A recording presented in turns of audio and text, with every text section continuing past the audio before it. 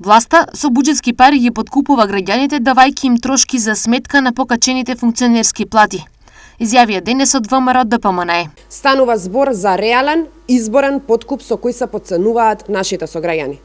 Трошки за народот, за функционерите од владата с големени плати.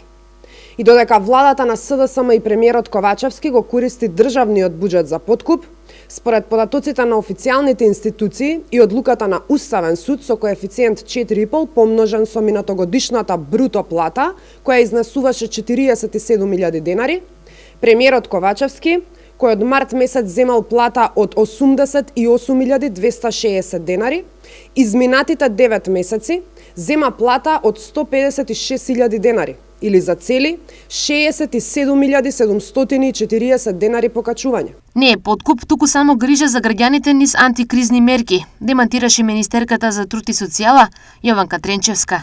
Овие 26 мерки кои што се дел од деветиот пакет на антикризни мерки не се донесени за предизборие, се донесени за граѓаните, се донесени за младите, се донесени за стопанството и за јавната администрација. Со овој пакет на антикризни мерки, особено во делот на ранливата категорија на граѓани, ќе бидат офатени приближно 440.000 граѓани, кои што млади и кои што ученици во основно средно, студенти, лица кои што примаат одредени социјални права и пензионери со ниски пензии.